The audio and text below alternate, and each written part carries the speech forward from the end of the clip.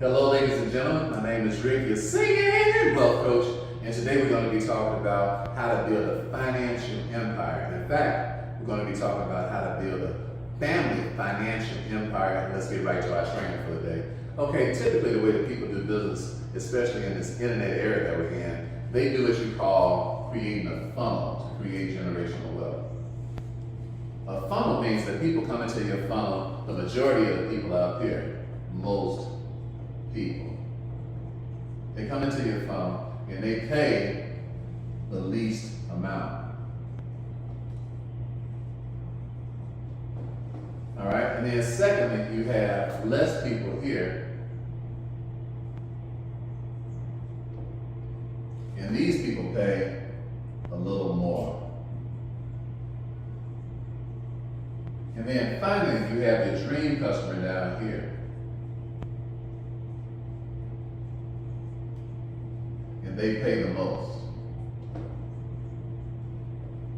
Now this is the model that you see most people, all the gurus and people who create funnels. This is called a funnel, okay? In other words, if you want to make money perpetually and you want to create generational money and build a financial empire, then you want people coming into your funnel while you sleep. You need to create systems that draw people into your funnel while you sleep. The problem with this model is that because people aim at the folks who pay the least amount of money, they very seldom make it down here to the people that pay the most. Why? Because life is energy, ladies and gentlemen. Whatever you focus on is what's going to happen to you. If you have most people coming into your life and they pay you the least amount of money, that's going to drain your energy. You know why? Because people who pay the least amount of money are energy vampires. They don't appreciate what it is that you have. They don't bring a whole lot to the table, and they drain you of your precious energy. Energy is something that's so precious because as your energy goes, so goes your bank account. Developing an empire means that you have to have perpetual energy, meaning that the people that come into your life on a consistent basis have to be people that add to you, not people that detract from you. Now the principal scripture for this is Proverbs 21:5, and it says that the thoughts of the diligent tend only to plenteousness, but to everyone who is hasty, only to want. So when you invite people into your life that want to pay you the least amount of money, these are hasty people. These are the people you ever been, you're driving down the street and somebody just drives in and rides you off the road, and then you just get to the light and they sitting right there too. These are hasty people. These are people who like to pay the least amount of everything because they're frantic. They're selfish. They like run you over. They like think the world revolves around them. So if you recruit these people into your empire, what you're going to have is a lot of heartache, plop, fears, what a relief it is, and find yourself drinking Pepto-Bismol for lunch, dinner, and breakfast, okay? So you don't want this. This is not what you want. This is what most people do. So this is, and then secondly, you start dealing with people who got a little bit more sense. They got a little bit more sense, but it's less of them, okay? So now you want to deal with these people, but the problem is that these people are wearing you out. So now your energy level to deal with them is smaller, so they can't get the best of your service, all right? You want to give people what? The best of your service. Listen, when you're running a business and running an empire, here's the idea. If they have a bad experience with you, then they're never coming back, and they're going to tell everybody about you, and they're going to burn bread on you, and you're going to find yourself out of business. If they have a regular experience where they're satisfied, well, you're not necessarily going to get any referrals from that because everybody expects what they expect, and you've just done your reasonable service when you give a person what their expectation is. However, when you blow a person's mind, did not blow your mind this time. When you give a person a mind-blowing experience, then they tell everybody about you, and you don't have to run around trying to figure out who the next customer is you're going to get because you find yourself with more customers than you can hardly keep up with because of the referrals. The referrals come from these people here, your dream customers. That's right, people who treat you right. They pay the most for your service, they got great attitudes, and they're the kind of people that you want in your circles. That's where you start building an empire with. You don't start building an empire with most people. You start building an empire with the fewest people. Let me give you an example of what I'm talking about. The best salesman that ever walked the face of the earth is Jesus Christ. Jesus said, he made this statement. He said, except you eat my flesh and drink my blood, you have no part in me. He was downsizing to get rid of a lot of people who had this attitude. They had the least amount of faith. They had the least amount of energy. They had the least amount of alliance and loyalty, but it was most of the people that was with him. So what he did was, he said, I'm about to build an empire, a global empire around the whole world. Everybody's going to be talking about me years after I'm gone because my gospel is working. So what he said I'm going to do is that I'm going to build an empire, a dynasty, a kingdom. And in order to be able to do that, I got to flip this thing around. I can't have most of the people hanging out around me because they got the least amount of faith. All right, so what he decided to do was, I just want a few people around me who are willing to make the biggest payment. All right, in other words, I need some sacrificial guys with me who are willing to even lay down their lives if necessary. So he reduced that big crowd down to a crowd of 12.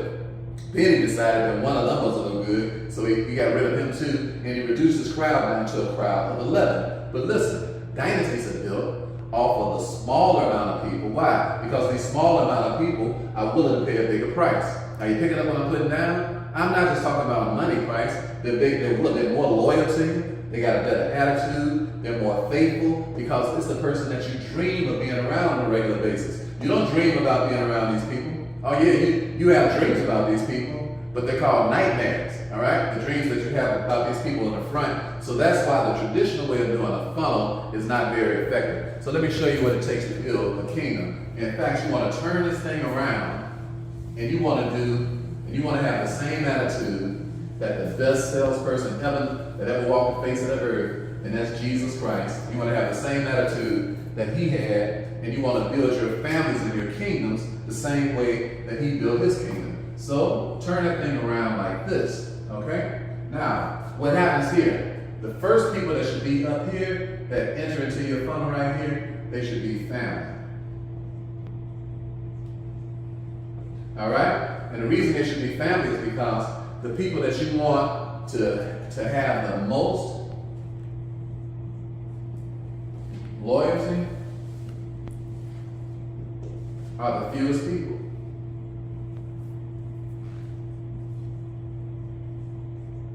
All right? See, if you start out with your family, that means that you pour your energy into the fewest people around you, and then your energy starts to spread out because that energy spreads out through the people that you helped. This is the problem with families. This is why families don't have dynasties. It's because they pass right by one another and they start trying to get down here and deal with the crowd. But that's not how the crowd is built. The crowd is built on culture. In other words, you make sure that your culture up here is a culture of loyalty. You make sure that your culture up here is a culture of energy. You make sure that your culture up here is a culture of people who want to be here. Don't let people into your companies anymore. We haven't even got to the companies yet. Let's just talk about the family members, okay? So you have somebody in your family. It might be your son, it might be your daughter, it might be your mother, it might be your father, it might be your sister, it might be your brother, maybe your spouse. It may be, but you have somebody in your family that you can absolutely trust. Somebody, okay? And that's the people that you should go after first, your family, and make sure that you deal with the people that are most loyal, all right? So if you're a husband and a wife, okay? You want to look up to your elders. All right? And as you operate, listen to me, because I'm talking about how to get rich now, and I'm talking about how to be able to build financial dynasties. But the first thing that you have to build is a culture of appreciation and respect in your family, because God blesses people whose families walk upright. The family is the beginning of the church. The church is nothing but an extension of the family. The family is the most important thing on the face of the earth. There is no life, there is no culture, there is no civilization, there is no kingdom building, there is no nothing without the family. For this cause shall a man, a husband, leave his father and his mother, and cleave unto his wife, and they twain shall be one flesh. So to build a family dynasty or a family legacy, first of all, these two people have to be on one accord. Now you say, Ricky, once we get on one accord, what do? You look to the elders, all right? And then you make sure that those elders are honored. This is how financial dynasties are built. Because the Lord said, listen, honor thy father and honor thy mother. He said, which is the first commandment or is a commandment with promise, all right? So honor your elders so that everything that you do will be blessed. Because you're about to build an amazing, astonishing kingdom. And without this, none of the rest of the stuff is going to happen. It's not going to shrink down because you're violating Bible principles. Bible principles are what makes you have a viable, lasting, legal, lawful legacy and prosperity that lasts perpetually from generation to generation to generation to generation. You'll notice that the richest people in the world are Jewish people, all right? If you go to the Forbes 500, you'll notice that even though Jewish people make a small population, a small percentage of the population of the world, they make a big percentage of the Forbes 500. Why? Because they have some values that they live by, and they are biblical values. One of those values is that they honor their elders.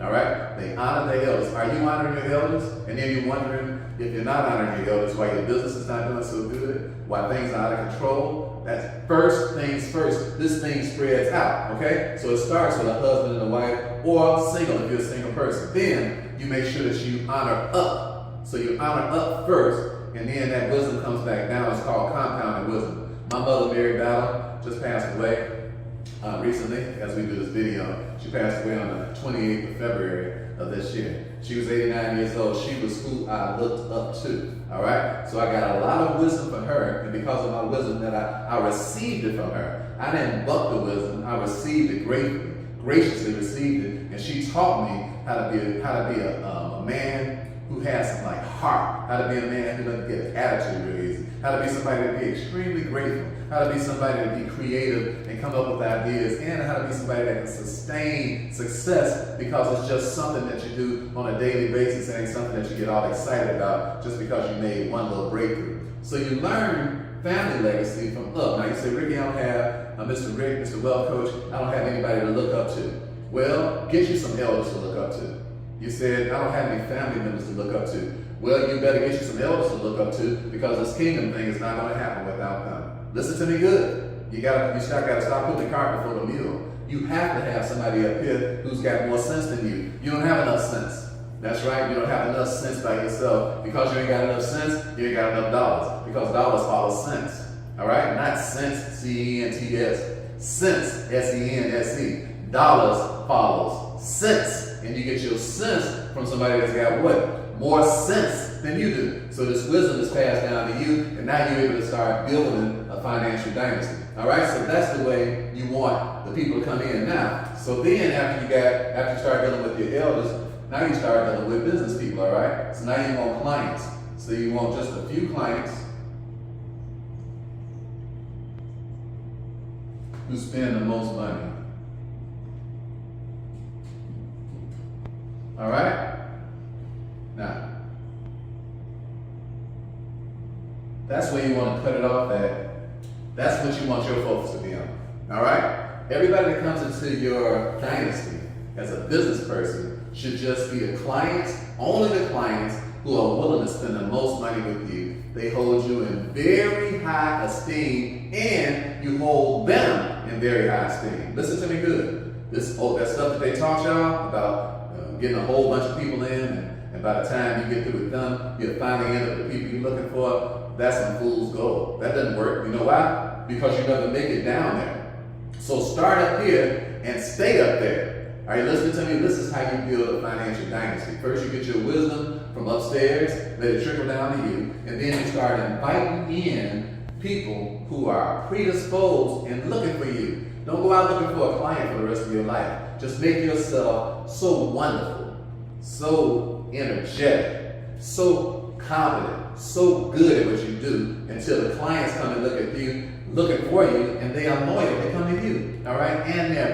And they already have the money that they were going to spend anyway. They're just so glad that they found you. They were walking around with money saying, man, I need to spend this money in this particular area, in this particular field. I don't know who to spend the money with. And then they find you. So make sure that your funnel just allows people to come in and find you, and then you find the people. But you don't want a whole lot of people trying to find you, because only the few, the Bible says, many called, but few are chosen. So strive to get in at the straight gate, because straight is the gate and narrow is the way that leads to eternal life, and only be a few that find it. So you're looking for the few people who want to be in the straight gate. You're not looking for a lot of people. You're looking for a few people who want to come to the straight gate, and they got the most money too. In other words, they already predisposed, already ambitious, already loving, already kind, already faithful, already honest, already. You don't have to convince them to be that way. They were that way before they met you, and they're looking for you because you got the same attributes that they have, and that's who you want to be. That's who you want to concentrate all of your marketing towards, all of your ads towards, the way you write your books, the way you present yourself. You're just looking for one group of people. Stop looking for a whole bunch of people who don't add up to your company's culture. Stop that. Make sure that your culture is one that you look for one type of person. They got a good attitude and they got money. They got a good attitude and they got money. They got a good attitude, it's only a few people, and they got money. All right? Attitude is good right here. Really good attitude. Really good attitude. Attitude is great. All right? The attitude is not good. The attitude is not okay. It's not mediocre. It's a great attitude. A great attitude. It's only a few people that you're going to run into with great attitudes, and they got a bunch of money.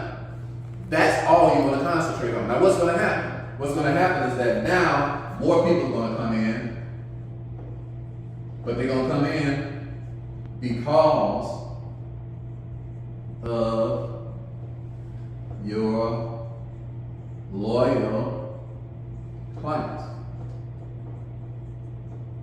Now, everybody else that comes into your financial dynasty, you didn't recruit them. They came in because they saw the amazing results that these people were getting.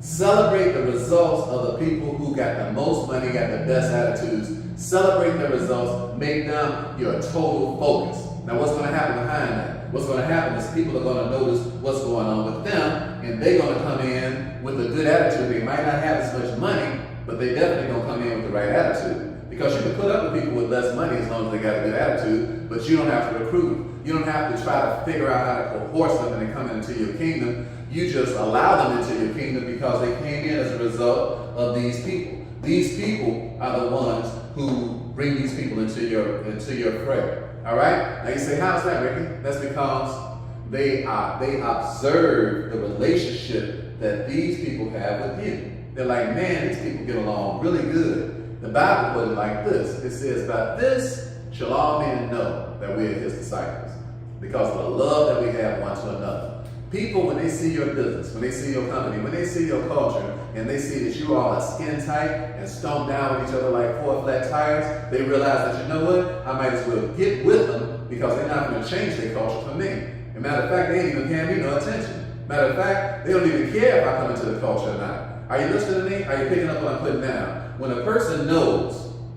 that you got it going on and that they don't care whether you come in or not, if you don't care whether they come in or not, then they automatically gravitate towards you. Why? Because human nature is that people gravitate towards what moves away from them. People don't gravitate towards what comes out.